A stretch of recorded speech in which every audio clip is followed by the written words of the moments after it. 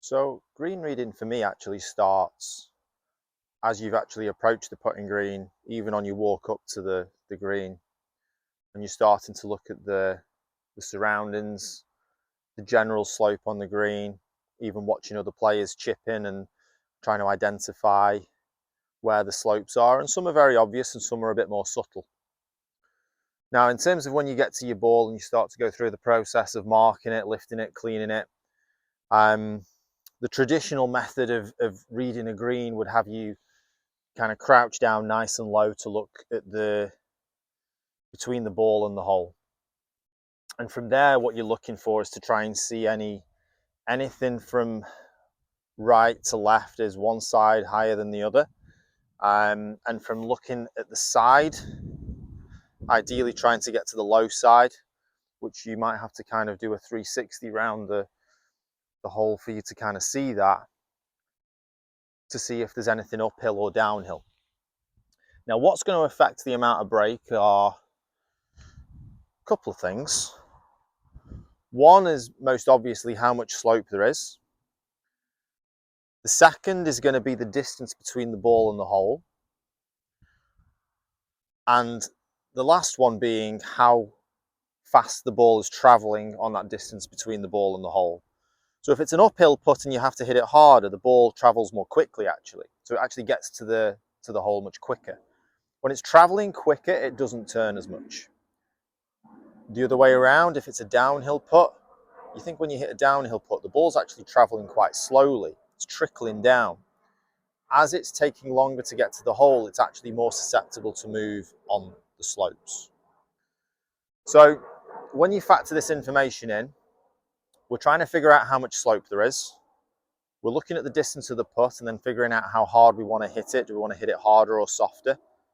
So I'm going to hit this relatively firmly because it's slightly uphill and I can see that there's a right to left slope on it. Now, the next point of this is how do we determine how much slope there is? So there's slope, but how much?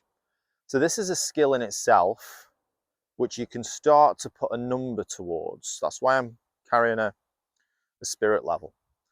So the spirit level you can train with to try and figure out how much slope there is. So you can stand and straddle the line of your putt or even just straddle where the ball is and get a sense of how much slope there is there.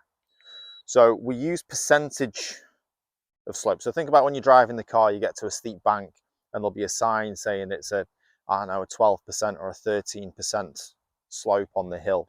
We're going to do the same, but on the putting green, and it's going to be much more subtle than that. So what I'll do is I'll straddle it and think, right, okay, that feels like a 3%. Put my spirit level down, 3%.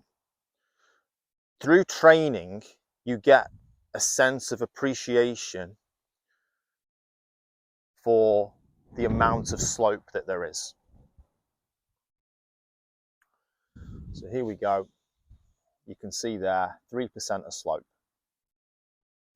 Now, the higher the percentage, the more slope there is, which means the ball's going to turn more. So if it's only a 1% slope, there's only a tiny bit of break. If it's a 2%, a little bit more. 3%, I'm starting to have to aim a good bit to the right of the hole here.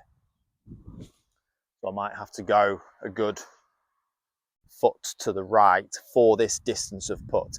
If my ball was here, and now the distance between me and the hole is a lot shorter, or the ball and the hole is a lot shorter, it's not going to take as long for the ball to get to the target. So now I might only aim half that distance. So we're factoring in how long the ball's taking to get to the hole and how firmly we're hitting that putt.